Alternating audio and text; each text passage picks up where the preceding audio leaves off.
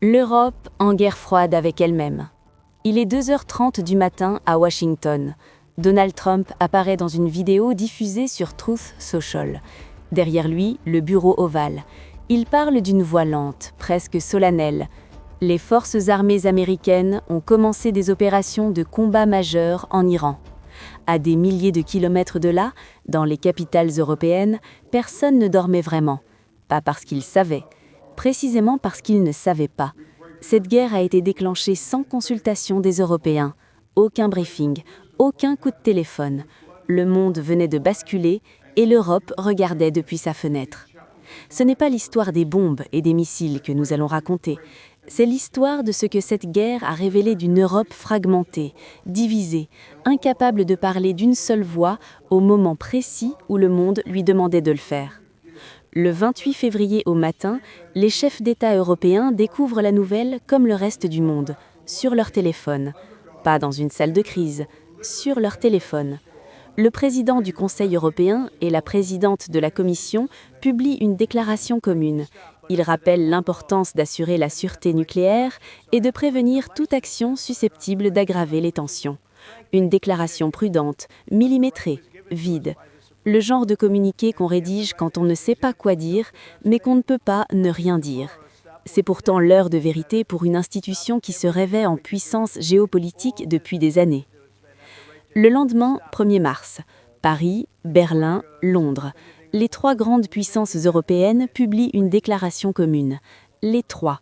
La Trinité censée incarner la voix du vieux continent sur les grandes crises mondiales. Ils se disent prêts à des actions défensives nécessaires et proportionnées face aux ripostes iraniennes, afin de détruire à la source les capacités militaires de Téhéran. Les mots sont forts, mais lisez attentivement. Il n'y a aucune condamnation des frappes américaines et israéliennes, aucun soutien explicite non plus. Le ministre français des Affaires étrangères reconnaît que l'opération militaire des États-Unis et d'Israël a été conduite sans que la France y participe, ni en soit informée. C'est un aveu extraordinaire, livré presque en passant. La France, membre permanent du Conseil de sécurité, puissance nucléaire, allié historique de Washington, n'a pas été informée. Elle apprend la guerre à 2h30 du matin, comme vous et moi. Berlin est peut-être l'exemple le plus frappant de cette schizophrénie européenne. D'un côté, Friedrich Merz signe la déclaration E3, prêt à des actions défensives, prêt à frapper l'Iran. Les mots sont là, noir sur blanc. De l'autre, son ministre de la Défense, Boris Pistorius, s'adresse aux parlementaires allemands, avec une clarté presque brutale. L'Allemagne n'est pas partie à cette guerre. Les forces armées allemandes ne participeront pas à cette guerre. 2 voix, 2 messages, un seul gouvernement. Et puis il y a l'Espagne qui dit non. Pendant que ses partenaires cherchent leurs mots, Madrid choisit la clarté. Le ministre des Affaires étrangères prononce une phrase qui va retentir dans toutes les chancelleries européennes. Une logique de violence conduit à une spirale d'actions militaires unilatérales en dehors de la Charte des Nations Unies. L'Europe doit défendre le droit international, la désescalade et les négociations. La réponse de Trump ne se fait pas attendre. Madrid refuse aux États-Unis l'accès à ses bases militaires. Washington brandit des représailles commerciales. L'Espagne se retrouve à gérer simultanément une crise militaire et une guerre commerciale avec son allié historique. Et pourtant, paradoxe ultime, l'Espagne fait partie des 6 pays européens qui envoient des moyens militaires pour protéger Chypre. Elle condamne la guerre, elle refuse ses bases et elle déploie ses navires. Le 3 mars 2026, un drone iranien frappe la base britannique d'Akrotiri, à Chypre. D'un coup, la guerre n'est plus abstraite. Elle est à 2 heures de vol de Rome, à 3 heures d'Athènes, à 4 heures de Paris. Et c'est là que l'Europe, malgré toutes ses divisions, trouve un semblant de réflexe commun. La Grèce, la France, l'Italie, l'Espagne, le Royaume-Uni, les Pays-Bas, tous envoient des moyens militaires pour protéger l'île. Quand c'est le territoire qui est menacé, les discours s'effacent. Si les Européens se divisent sur la politique, un sujet les réunit tous. La peur du froid, la peur du noir, la peur des prix.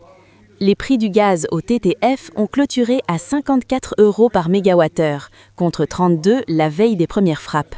En quelques jours, les marchés ont effacé des mois de stabilisation. Les souvenirs de 2022 reviennent, la panique énergétique, les factures qui explosent, les industries qui ferment.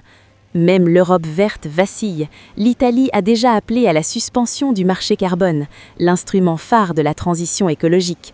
La transition est une priorité jusqu'à ce qu'elle coûte trop cher. Face à cette Europe hésitante, l'Iran, lui, est parfaitement clair. Le 3 mars, le porte-parole du ministère iranien des Affaires étrangères déclare devant les caméras « Tout acte de ce type contre l'Iran serait considéré comme un geste de complicité avec les agresseurs. Ce serait un acte de guerre. » Le message est adressé aux Européens et il place chaque capitale face à un choix qu'elle n'a pas demandé à faire. Il y a une phrase que l'on répète depuis des années à Bruxelles. L'Europe doit apprendre le langage de la puissance. Cette semaine, l'Europe a découvert qu'elle ne parlait pas encore cette langue. Un Royaume-Uni qui ouvre ses bases, une Espagne qui les referme, une France qui envoie son porte-avions tout en disant ne pas être dans la guerre, une Allemagne qui signe des déclarations communes pendant que son ministre dit le contraire. Ce n'est pas une cacophonie accidentelle, c'est le portrait fidèle d'un continent qui n'a pas encore décidé ce qu'il veut être. La guerre au Moyen-Orient durera peut-être que quelques semaines, mais la question qu'elle pose à l'Europe, elle, sera là bien après le dernier missile. Qu'est-ce qu'être européen quand le monde brûle et qu'on n'est pas d'accord sur comment l'éteindre ?